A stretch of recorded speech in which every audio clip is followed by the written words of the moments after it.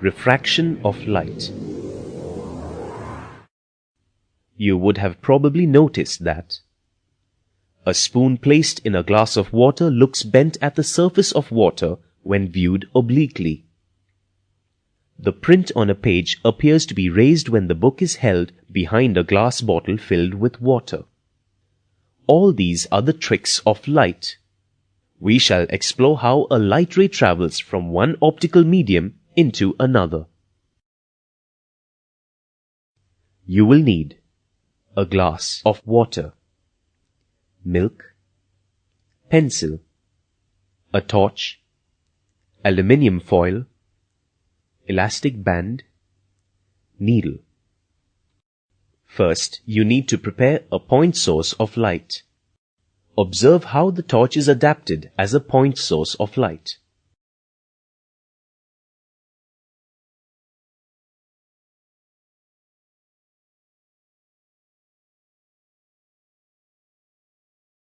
Here you've the point source of light.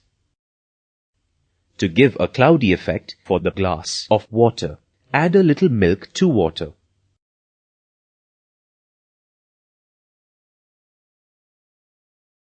Darken the room.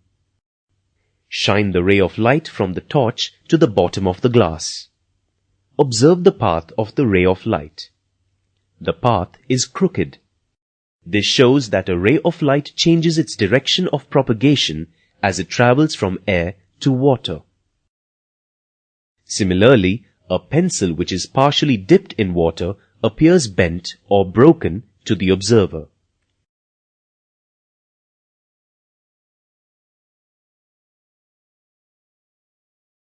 When a ray of light passes from air to water, its speed changes.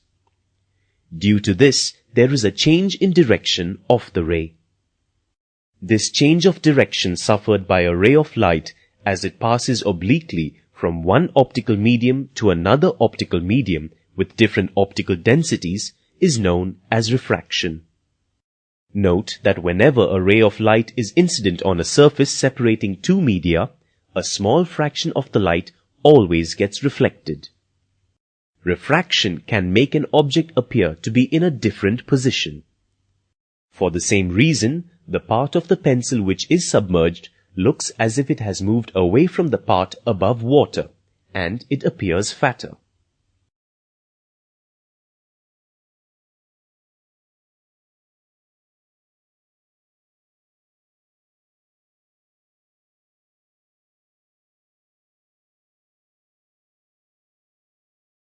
Now, let's understand the phenomenon of refraction by studying the ray diagrams. Whenever a ray of light is traveling from a rarer medium to a denser medium, the refracted ray bends towards the normal. Here, IO is the incident ray, OR is the refracted ray, I is the angle of incidence, and R is the angle of refraction. In this case, angle I greater than angle R. If the ray of light is traveling from a denser medium to a rarer medium, the refracted ray bends away from the normal. Here, IO is the incident ray, OR is the refracted ray, I is the angle of incidence, and R is the angle of refraction. In this case, angle I less than angle R. For definitions, click on the labels.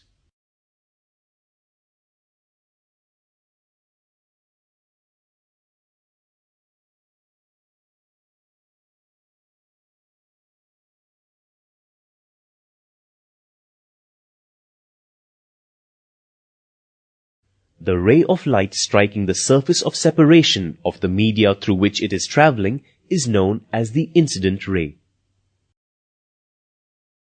The perpendicular drawn to the surface of separation at the point of incidence is the angle which the incident ray makes with the normal at the point of incidence, the angle which the refracted ray makes with the normal at the point of the ray of light that has changed its direction at the surface of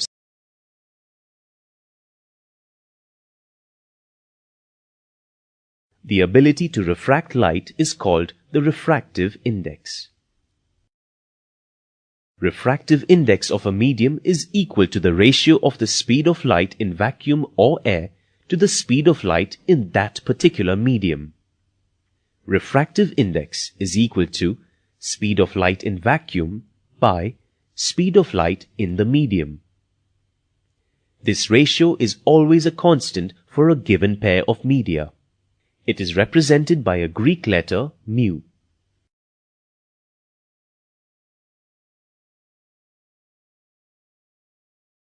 Here are some of the effects of refraction.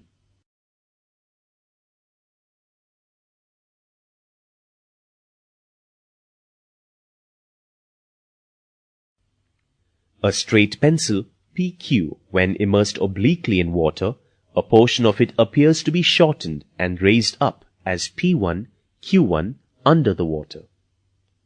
Let us understand this with the help of a ray diagram.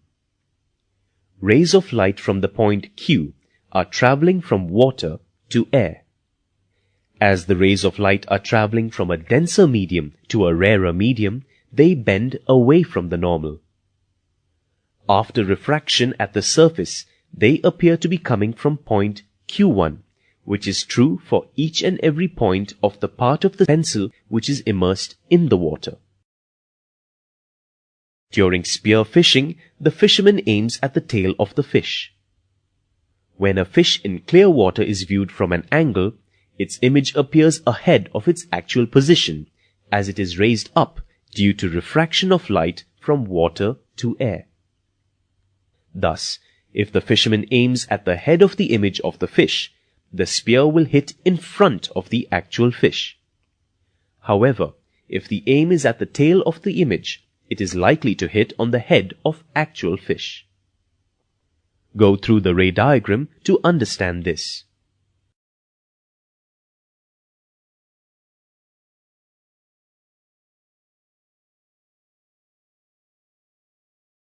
Twinkle, twinkle, little star. That's what we were taught. But do they really twinkle? No, stars do not twinkle. Let us now learn about why they appear to do so. The rays of light coming from the stars travel through the layers of air of varying densities. These rays get refracted continuously and they bend towards the normal as the refraction is from a rarer to a denser medium. The movements of air and convection currents causes a change in the density of the layers of air. As a result, the position of the image of the star goes on changing after every short interval. These different positions of the images formed at short intervals of time give the impression that the star is twinkling. At dusk or dawn, the sun appears to be larger than at noon.